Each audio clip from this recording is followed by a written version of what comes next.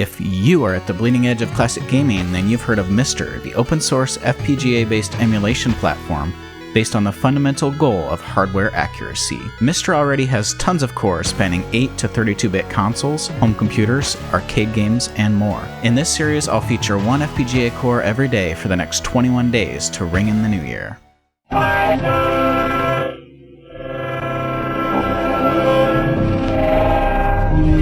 Your MiSTer transforms into an incredible Sega Genesis and Sega megadrive. Our MiSTer core, though, predates the project by quite a bit. It's a port of FPGA Gen by master HDL coder Gregory Estrade, who goes by Torless Online. It dates to 2010 to 2013, when he wrote FPGA Gen as a Genesis clone in Verilog HDL for the Jurassic Altera DE1 FPGA dev board. Torless also wrote the incredible PC Engine core that was ported to MiSTer, and an Atari Jaguar FPGA that's in the process of being ported to MiSTer by Electron Ash and others. FPGA Gen was first ported to MIST, and then to MiSTer by Sorgelig or Alexei Milkonov, the person behind the MiSTer project. He and a team from MiSTer have kept it updated regularly, with over 500 commits in the last year alone. So if you saw older videos on the core, they're completely outdated now. It was originally based around the TG68K soft core, but it has since been rebuilt on Ehor's FX68K, a cycle-accurate Motorola 68000 soft core that's used by lots of other cores as well. I've written articles and dedicated videos to the importance of a cycle-accurate 68000 and exactly how big that is for MiSTer. It's used by so many powerful consoles, not the least of which is the Sega Genesis.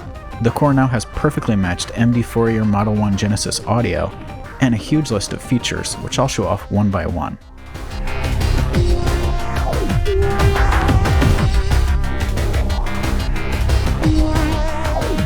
One feature that I really love about MiSTer is its easy USB mouse support, which makes it easy to use light guns in the NES and SNES core, and to use mouse accessories for the Super Nintendo and Sega Genesis core. Body Count's a colorful Monster Massacre game, and it plays really smoothly with the USB mouse. And to play with a mouse, it's as easy as just plugging in a USB mouse and enabling it in the menu. You can even switch which controller port it's connected to, which is important for the next game I'll show off. You can, of course, use the old rollerball Sega Genesis mouse, but you'll need some sort of adapter to plug it in. It's much tighter and more responsive and a lot easier to use these modern mice.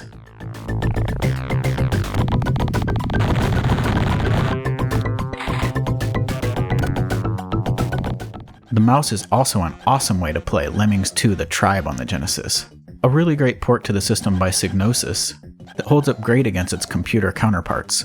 If you haven't played Lemmings for a while, this is a great one to start the tradition back up with.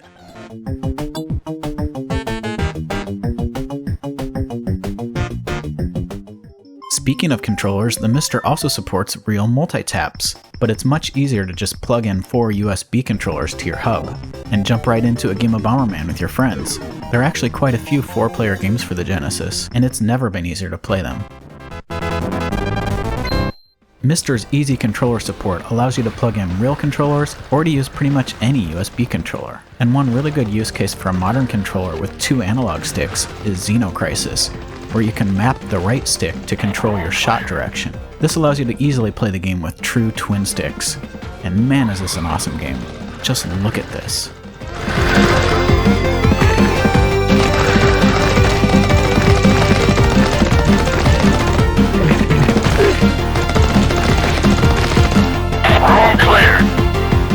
MiSTer does 3 or 6 button support, which is perfect for Street Fighter II Champion Edition. Here I'm showing the arcade restoration by Pyron, one of my favorite ROM hackers.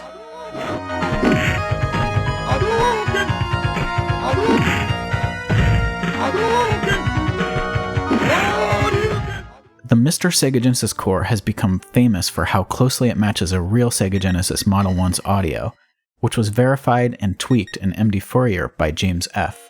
It's essentially a perfectly triple bypass system, but there are actually quite a few options to explore if you want to play around with those settings too. In the menu you'll have options to switch between the Yamaha YM2612 and the later 3438.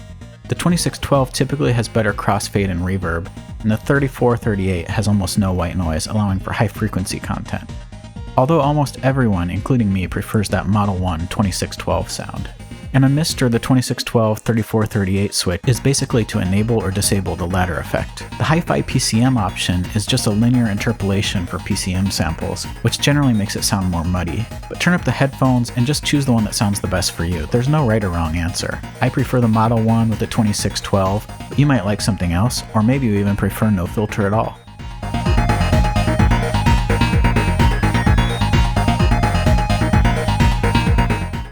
And one of the benefits of FPGA is that while we can create a one-to-one, cycle-accurate, perfect representation of any circuit that was designed digitally, we can play around with and mod that circuit just like you could with real hardware, and we can do things that would be very complex to do on real hardware.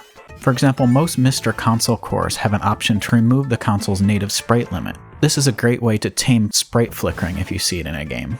And in that same vein, MiSTer also has a CPU turbo option, but don't confuse this for overclocking. It simply shortens the time the CPUs need to execute operations, but that does mean breaking that original one-to-one cycle accuracy that we go for, although in certain games it's just a huge benefit. The best example is probably Sonic Spinball, where the original game was coded so poorly that anyone who's picked up the original cart ended up regretting it. It's just choppy and plays terribly. Enabling CPU turbo though completely changes the game. All of a sudden it's fast, responsive, the physics feel right, and it's a proper pinball game. I like the medium setting, but you can turn it all the way up and it's just blazingly fast.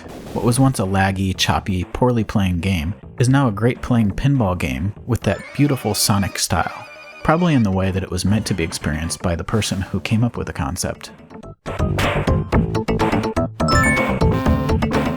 Thunderforce 4 is also a great showcase of that YM2612 ladder effect, and I noticed that it plays a lot smoother once you enable the CPU turbo mode.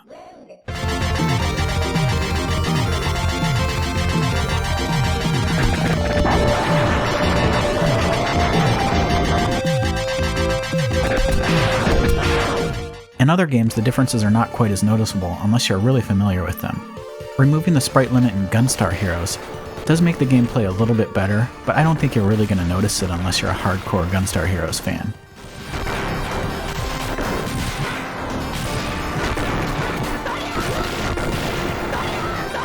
And the same goes for the incredible Contra Hardcore, where removing the sprite limit just makes explosions and really frantic scenes just play a little bit smoother in general, with a consistent 60 frames per second and no slowdown.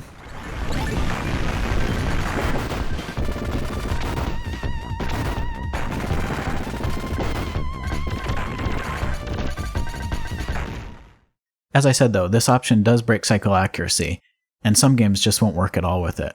In that case, just turn it off and reset the game.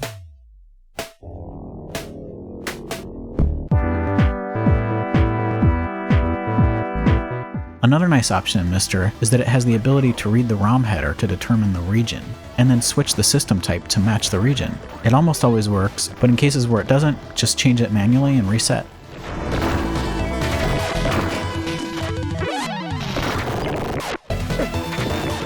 Rolling Thunder 2 is also another showcase of that YM2612 ladder effect.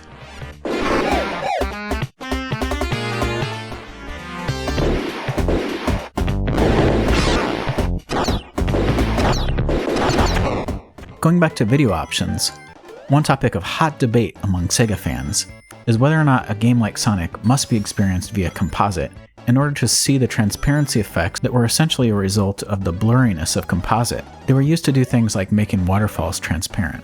And to see it on an HDMI screen is a problem if you're using crispy, sharp RGB video. So MiSTer has an option called Composite Blending, which uses that same composite blurring effect to restore things like the transparency in the waterfalls.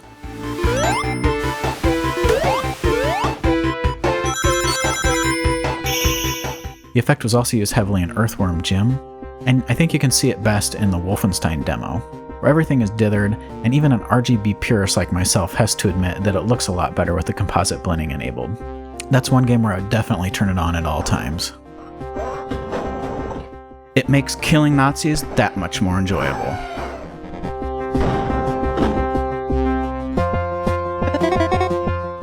I play exclusively on Sony PVMs, which are older CRT monitors that take RGB. I send analog RGB out from the I/O board, while I simultaneously capture HDMI that's fed off the scaler. This analog video output is essentially an RGB mod for every system in the MiSTer catalog, and it just looks stunning on CRTs. But if you just want to connect MiSTer to a modern TV via HDMI, it's ultra simple, and the built-in HDMI scaler is the closest thing to an OSSC you're going to get, has less than 1 frame of lag, and MiSTer has lots of great filters by Sultan G42 that are pulled in automatically through the updater script. You can do ultra-sharp nearest neighbor scaling, interpolation scaling, and you can apply mathematically perfect LCD and scanline effects, which, as long as you have integer scaling enabled in your INI file, will never cut off pixels halfway in between or stretch them out weirdly. This means that I can easily get that beautiful CRT look from the HDMI output, and on my 75-inch screen across the room, it just looks magical. I'm squarely in the scanlines camp, as long as they're done perfectly and they're not just the ugly overlay that most people are used to seeing. Sultan G42s are completely different and just look incredible. And in addition to these filters, gamma profiles are also automatically pulled in through the updater, which allow you to take control of things like color saturation. For CRT-matched colors on consoles, I like to use polygamma 2.4 to 2.7. Going up higher is increasing the saturation essentially, and is really useful if you're going to use scanlines. Here's the arcade color restoration by Pyron of Teenage Mutant Ninja Turtles Hyperstone Heist. I actually own the Turtles in Time arcade PCB, but I consider it just one part of a trilogy comprising Hyperstone Heist and Turtles 4 on the Super Nintendo, 3 parts of an incredible beat-em-up series. But if all of these features make your head spin a little, remember that you can just play Genesis games, and it's as easy as loading the ROM. Whether it's a long-forgotten game like Super Baseball 2020,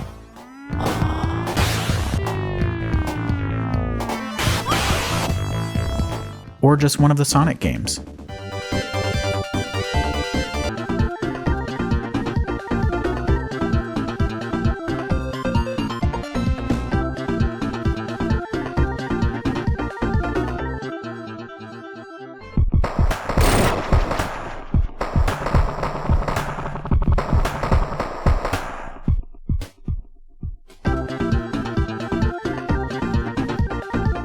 SRG320, the brilliant coder behind the Sega CD and Super Nintendo cores, also did an FPGA soft core for the SVP chip used in virtual racing.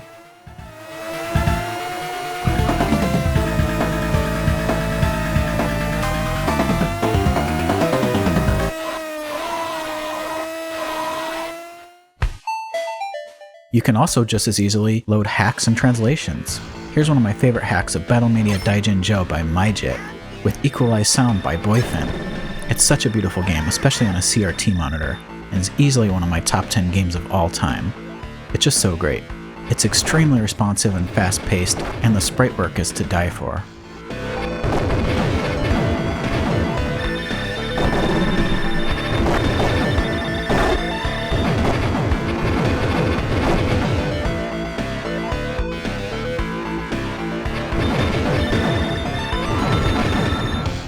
As word has spread among Sega Genesis fans of MiSTer's perfect audio and cycle-accurate 68,000 heart, it's brought scores of people over to the MiSTer world. If you haven't jumped into MiSTer yet and you're a big Sega fan, this core is the perfect excuse to grab a DE10 Nano and jump right in. You don't need any MiSTer add-on boards or accessories to run the Genesis core. It'll run on the plain DE10 Nano alone. I can't recommend this highly enough as a huge Genesis fan myself, and as someone who really appreciates the technical perfection that this core offers, and all of these features which allow you to dial in the perfect modern Sega Genesis console. A Super Genesis that no one's ever dreamed of. It travels well, plugs into any TV, new or old, and just does.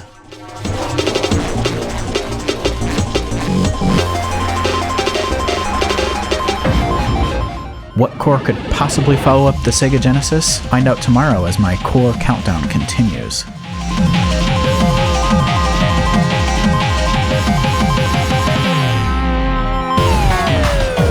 This video represents a snapshot of the core as it exists today, but by the time you're watching this in the future, it may have been improved or expanded with new features. Hit the subscribe button to be kept up to date with all the latest MiSTer happenings, and ring the bell to be notified when I go live for a stream. If you like the channel, consider supporting it. Patreon support at any level gets you an instant invite to the SmokeMonster Elite Discord and early access to my videos. Thank you so much for your support, I really appreciate it.